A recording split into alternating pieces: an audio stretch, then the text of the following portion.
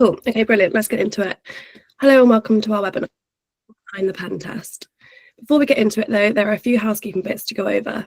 Firstly, we'll be recording today's so they're on after. We have a dedicated Q&A at the end, so feel free to pop any questions in the chat function throughout, and we will be going over these at the end. And finally, my colleague Liv will be sharing a feedback link at the end of today's session. If you could take 30 seconds to complete that, it really helps us improve these webinars for you. I'm delighted to be joined by Archie. Archie, would you like to quickly introduce yourself? Yeah, hi everyone. My name's Archie or Archana. I've been a penetration tester now for coming up to 4 years. Nearly 3.5 years of that I've been working with OnSecurity, so I am a mid-level pen tester there. I cover all test types, but I have a particular expertise in web application, API testing, cloud coverage, sort of tests and external infrastructure. Perfect, thanks Archie. And I'm Holly, the Customer Success Manager on Security. Today we're going to explore not just the technical side of penetration testing, but the human side, and why it matters for security leaders to understand how the human logic element testing positively impacts the outcomes. So quickly, for those who don't know us, who are we? OnSecurity is an offensive security organisation delivering AI-augmented, CREST-accredited pen testing with the goal of simplifying the management and delivery of pen tests for our customers. We've done a few webinars now, previously around topics of compliance and testing, but the goal of this webinar is to help people understand the testing process and enable you to prepare and avoid any unnecessary delay so you can get the most value out of the pen test engagement. So on today's agenda, over the next 45 minutes or so, I'll be asking Archie a series of questions. Together we'll cover the life cycle of a pen test, what actually happens from scoping through to reporting, our platform approach, which combines automation with human expertise for faster, high-quality results, the benefits of the OnSecurity pod-based delivery model and how it makes pen testing more collaborative and efficient. And finally, we'll finish on a live Q&A for anyone to ask the hacker anything. Please feel free to add these into the chat function as we go along. Let's start at the very beginning. So for security leaders who may not have been directly involved in a pen test before, Archie, could you please explain a very high level life cycle of a pen test and what are the key stages from start to finish? Yeah, sure. So essentially a pen test runs in 3 phases. We test, we report, we scope, we test and we report. And alongside this, there is also retesting conducted if requested by the client, either during the test or after the test. So firstly, the scoping phase, we agree what's in and out. So what are the URLs in scope? What are the API endpoints in scope? For infrastructure testing, what are the IP ranges and assets? For cloud audit-based testing, what are the sort of tenant IDs and subscriptions that are going to be in scope? And following this, we need to establish the rules of engagement. So, for example, in a web application, how noisy as testers we're allowed to be during the engagement. So we'd like to establish, will we be testing on a production live environment or a staging environment? If it's a production environment, we'd particularly like to know what test data areas we're allowed to have access to. Is there anything that we shouldn't be engaging with or testing? Will there be specific test data areas created for us to look at specifically? Or is there anything which is very, very clearly out of scope? So we shouldn't even be clicking on those areas. So those are the sort of information which is very useful before we actually start testing. Then during the actual testing phase, we combine smart automation for coverage and breadth. So for example, on a web application, this will help identify common issues like missing security headers and outdated software and libraries in use. And then we combine this with hands-on manual testing techniques for more in-depth testing. So for example, around access controls and looking for common high severity issues like injection type vulnerabilities and how issues such as input validation related to security areas leading to cross-site scripting can be exploited. We then also assess and validate and the impact of all of these security issues and also probe business logic safely. Additionally, we'd also need to rule out false positives that may have been flagged during automation, which actually happens quite commonly. So it's quite important for us to be able to differentiate between what is relevant and what isn't. Finally, we report our findings, and this is via 2 tracks. So firstly, you'll see issues as we confirm them being published on the platform. And secondly, you get a clear final report or executive summary of all the issues and an overall assessment of the security posture, which is available by the final day of testing. So you're not waiting weeks and weeks and weeks for the final report. It's all done and dusted by the end of the testing window. Subsequently, if you've mitigated or fixed any of the issues that we found, you can request a retest for each finding. We will then retest to prove that the fixes have worked, or they may not have worked. And if they have, and the issue has been remediated, we will update the report and the evidence to reflect this. You can then directly download the updated report from the platform, showing that the issue was fixed as proof for your stakeholders and customers or auditors for compliance needs. Cool, thanks Archie. Okay, so we understand the pen test lifecycle is split into 3 phases. When you're working with customers, what are the most common types of pen tests you perform? So the commonest test type that's requested is web application and API testing linked to that. So this can be everything from a single page web application to large multi-platform applications to microservices behind a gateway. Right behind this, the secondly most common requested test type is infrastructure testing. So this can be both external, where we're assessing your in-scope internet-facing attack surface, or internal, where we're assessing what a foothold inside your network could do, often including looking at the Active Directory security measures. We also run cloud audits across AWS, Azure, Google Cloud Platform, and Microsoft 365 and Google Workspace audits, where essentially we're reviewing configurations against published standards or benchmarks. And then the fourth commonly, I'd say, requested test type is mobile application testing, both on iOS and Android systems, and also including how they talk to backend APIs. Often clients will request 2 or more of these test types, so we can look at the system as a whole, either as individual pen tests or conducted simultaneously in one bigger engagement. That's so interesting, thanks Archie. And in your experience within those different test types, what kinds of vulnerabilities do you find are most common? So for web applications and APIs, the biggest theme is access control going wrong. So essentially, a user being able to access or interact with data which could be sensitive, which they shouldn't have access to. So for example, insecure direct object references, or an IDOR vulnerability where a user can change an identifier in a URL link and see someone else's data as a result of that. Or broken object level authorization in APIs where the system does not properly check who owns what. We also see injection type issues, cross-site scripting vulnerabilities due to poor validation and sanitation of user input fields, and fragile session handling issues. Other areas of weaknesses we often find is around authentication or the login flow, often with weak password policies and user enumeration being found to be possible. For external infrastructure, that is the assets which are visible on the internet, the issues are often straightforward. For example, administrative pages being left exposed without extra protection. Sometimes we'll find that these have default or easy to guess passwords, so that's a very easy way to be able to breach the system. We also often find outdated software that hasn't been patched, or weak or misconfigured encryption on websites. And so these are the sort of security doors that attackers try first, and that's what we also look at and very often commonly find. For internal infrastructure, we usually uncover identity and permission problems. So typical examples would include attacks against the Kerberos sign-in process that lets an attacker take an encrypted ticket offline and to try and crack it. name resolution spoofing on the local network that lets us intercept traffic, and overly permissive group rights that make it easy to move from one machine to another.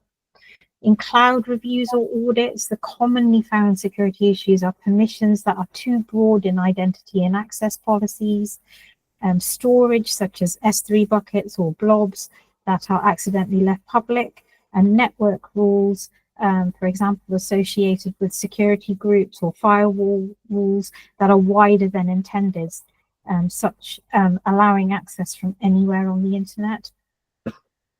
On mobile applications for Apple and Android devices, we commonly see sensitive data stored insecurely on the device, so missing certificate pinning that enables API interception or hard-coded secrets within the application package. Perfect, thanks Archie. It's great to get an insight into what different companies are experiencing. I can imagine a lot of the delays occur during the scoping phase of any of these tests.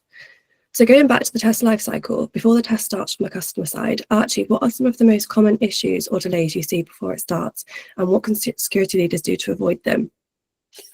Yes, so most delays are simple things. So for example, for web application and API testing, our access hasn't actually been allowed yet. So there are security tools or firewall rules that are blocking access. Also, for example, when test logins or credentials aren't ready, so we aren't actually able to access the services, or if the scope isn't clear, like I mentioned at the start, what's in scope, what can we actually test, what can't we test, and for example, API testing, it's really useful to be able to have some documentation such as Swagger docs, which will show what APIs are in scope, but also the parameters we can use to conduct testing with. Sometimes a cloud or other third-party provider also needs to give a quick approval to ensure that our testing window or testing plans are not clashing with, for example, a maintenance window. So that's also something which should be obtained before we start testing. So the easy way to avoid all of this is to provide all this information. And to help with this, we have a short pre-test prerequisite section on the OnSecurity platform, which Holly's going to describe a bit further. Thanks, Archie. That's really interesting. OnSecurity's prerequisites area is a popular feature within the platform that allows clients to share all the necessary information in one place. Even for the most sensitive credentials, we have a dedicated secrets area that can only be accessed by the right people. Information security is top of our priority. We can only start testing when we have all the information, so to avoid delays, we encourage customers to make use of this area as soon as possible. So we've covered the pre-test process. Now let's find out what happens once the test is in progress. Archie, once a pen test is underway, what's actually happening behind the scenes while clients are waiting for results? So behind the scenes, it's essentially a tag team of automation, like I mentioned, smart automation, and human analysis, which is manual penetration testing. Automation does the heavy lifting for breadth and asset discovery, for example, technology and OS fingerprinting, looking for dependencies and any known CVE checks or vulnerabilities which are already published in the public domain, content discovery, and safe baseline enumeration, just so that we don't miss the obvious. Then the manual part of the penetration testing is where the human pen tester then goes in deep. We validate impact, we exercise business logic, and we chain together small misconfigurations. So some of the security findings which are more lower risk or medium risk that can be linked together into real attack paths. We will then try and craft safe proof of concepts to be used as evidence to show what is possible, and then test escalation while keeping an eye on your monitoring and then, for example, rate limits, etc. We document everything with reproducible steps and evidence, and we surface anything critical immediately rather than waiting for the final report. So, for example, if we were to find a high level or critical finding where we were able to privilege escalate from a lower user role to a higher super admin account, or be able to show evidence or proof of concept of remote code execution via a number of vulnerabilities. We would let you know straight away on the OnSecurity platform, and let you know that we're working towards publishing that issue the same day, so that your team can get to work on finding fixes and mitigating the issue as soon as possible. So how we think of it is that automation is the wide angle lens, and the human work is the zoom lens that really shows what really matters. Perfect, thanks Archie. Pen testers use automation, but also a lot of human logic and creativity. So we combine human expertise with our platform to deliver pen testing that's not only faster, but smarter. One of the biggest challenges we hear from clients is that traditional pen tests can feel slow and disconnected. Communication often happens over long email threads, results come in late, and there's a lot of downtime while you're waiting. With OnSecurity's platform, we've streamlined the entire process. You can control everything in one place, from communication with testers, real-time visibility of findings, and direct access to reports as they're being built. So what does that mean for security leaders using OnSecurity? It means faster, more efficient, cost-effective insights into security posture. Receive findings in the platform as soon as they're identified. Recently, we found and reported a critical SQLI injection vulnerability in as little as 8 minutes since the test started. Your team is only alerted of issues that actually pose as a threat, to say goodbye to wasting resources on false positives. And you're handed a real-time report that is clear, actionable, and backed up with evidence. Let me give you a real-world example. In one engagement, our platform flagged a critical vulnerability in real time, mid-test, which could have led to sensitive data exposure and otherwise hefty fines. Because the client saw it immediately in the platform, they were able to patch it in the same day. This meant that the testing team could retest the fix during the same engagement, confirming it was properly resolved. In a traditional setup, the client would have never known about that vulnerability until the final report, which could have been weeks later. By combining the platform with human insight, we caught the issue early, validated the fix, and the client walked away far more secure in a fraction of the time. So that's the power of bringing expertise and technology together. Our platform removes friction, speeds up results, and ensures security leaders get the insights they need when they need them. It's not just about testing faster, it's also about testing smarter. So we've spoken a lot about the platform approach, but another thing that makes OnSecurity different is our pod-based delivery model. For those who aren't familiar, can you explain what this means in practice, and how does working in pods benefit the customer compared to the more traditional delivery models? Yeah, sure. So we think of a pod as your dedicated mini team. So it's a group of 4 to 5 testers with a broad range of skills, where each person has at least one deep speciality or area of expertise. So whether that be with web and application interfaces, cloud audit testing, internal networks and Active Directory, mobile application testing, or other areas such as Kerberos and Docker's testing audits. The entire pod is assigned to your engagement for continuity, but we only schedule a few of the best fit testers on the actual live testing window. So if something tricky pops up, say for example, a complex cloud identity issue or a mobile edge case, or on a web application test, a particular functionality or workflow on a web app that requires more in-depth testing, we can instantly pull in the right specialist from within the same pod without needing to rescope or rebrief and waste time doing that.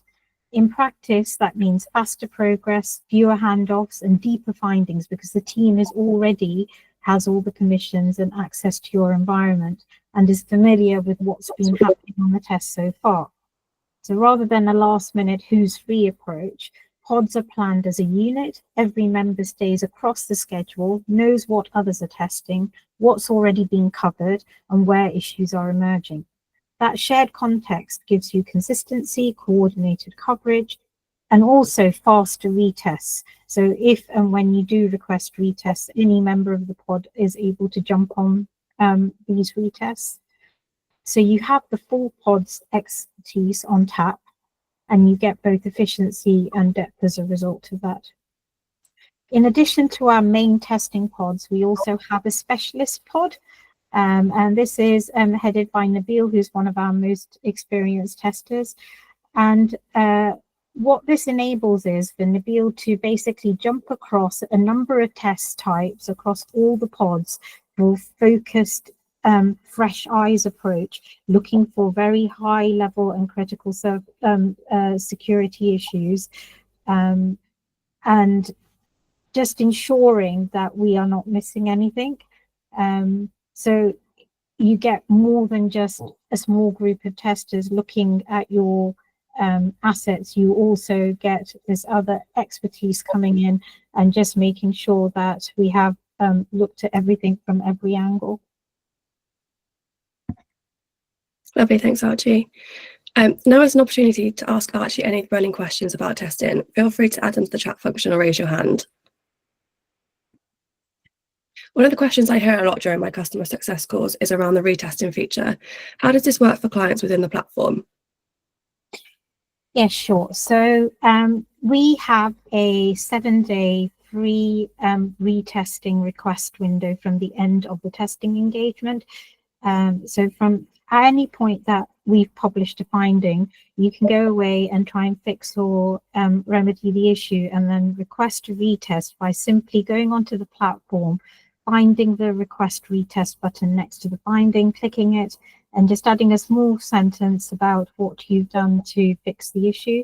That will then go through as a notification to the testing team, to the pod, and one of us will pick that up, and we ensure that all retests are completed within a couple of days to maximum a week after they've been requested. Like I said, 7 days is our typical sort of free retesting window, but with this, there's a bit of flexibility around that. If there's a particular reason why it can't be requested within the 7 days, that's up for discussion with the account managers. Perfect, thanks Archie. You talk a lot about real-time reporting and communication within the platform with testers. How quickly can we expect a response from the tester if we have a query about findings? So pretty promptly.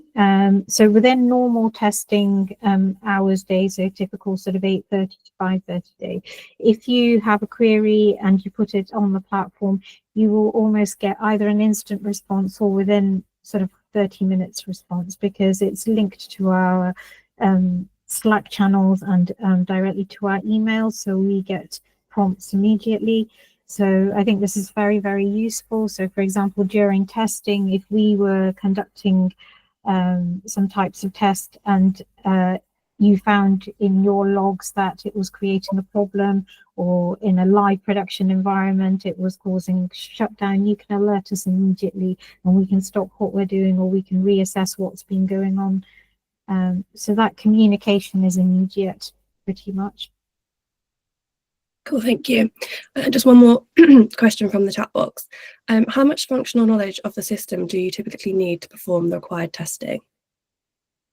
Not really that much before we start testing, because that's almost part of the testing process. So whilst it's useful to know what CMS system or what operating system might be in use, essentially it's not, we don't absolutely need to have that knowledge. Of course, it's we're conducting grey box testing, so you know, some information is useful, but not really, I would say. I think it's for most web application type testing, we would try and see what information we could find out anyway. But yeah. Lovely, thank you. Do you have any advice for someone who wants to become a pen tester in the future? Oh gosh, how do I answer that quickly? Yeah, you just need to go away and be interested. So you need to, there's a lot of free sort of gamified platforms that you must have heard of, things like TryHackMe and Hack the Box. Go away and have a go. They all have links to terminals where you can practice various types of engagements. And that's a good way to see, you know, is this for me? And then other than that, it's just sort of you need to do a lot of reading. You need to do a lot of keeping up to date with what's actually happening in the cybersecurity world, not just penetration testing at a large. You need to be aware of all the sort of changes around GDPR and compliance, recently introduced DORA compliance. All these aspects are really important. So it's not just the skills of a pen tester. You have to have a deep, in-depth knowledge of how it all affects a company's assets. And other than that, I think penetration testing is a skill. It's something which you have to start doing to only get better. So it's practice, basically. You have to go away and practice, and the platforms, which, like I mentioned earlier, are brilliant for that. I mean, it's a tough question to answer in just a few minutes, but if anybody wants to specifically get in touch with me and talk a bit more about that, I'd be happy to do that. Cool, thanks, Archie. What's more beneficial for an organisation with a limited budget, white box or black box testing? For white box testing is very, very limited, in the sense that you are only looking at the code or the background code of a web app. So you're not actually then going away and trying to test the application or the system which that code is applied to. So they're two very different things. It depends on what your needs are, what is the reason for choosing to do a white box test as opposed to a black box test. I think for most compliance needs, black box testing is probably the preferred test type, because that's where we would actually try and emulate an actual hacker in the real world. Lovely, thank you. And how soon should a pen test be performed, typically before go live, to make sure it's not too early and also give sufficient time to address any concerns? Sorry, what was the first part of that? How soon should a pen test be performed before go live? Okay, so you mean for a new web application or a new, is that what the I didn't understand. Okay, yeah. Well, ideally, web application tests should be conducted as often as possible. So if you are building a system, then there should be some kind of testing of the various parts of the system that you're building or application that you're building as you're going along. So as part of your software development lifecycle. So if this is before you go live, I would say probably every single time you're making quite a big change in your code or any of the software or underlying technology in use, it's useful to have a pen test at each of those stages.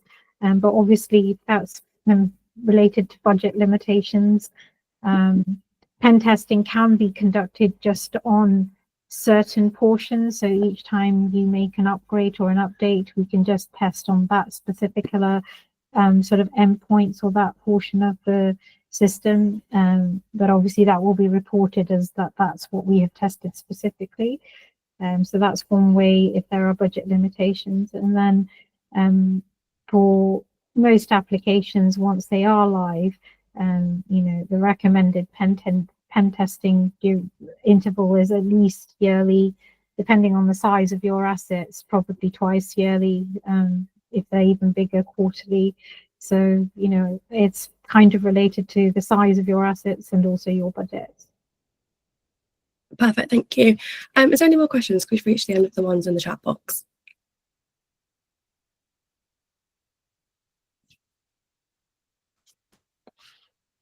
No, great. If there are no more questions, we'll wrap up today. As a reminder, Liv has sent the questionnaire just to see on your feedback of the webinar, and we also will be sharing the recording with everyone at the end.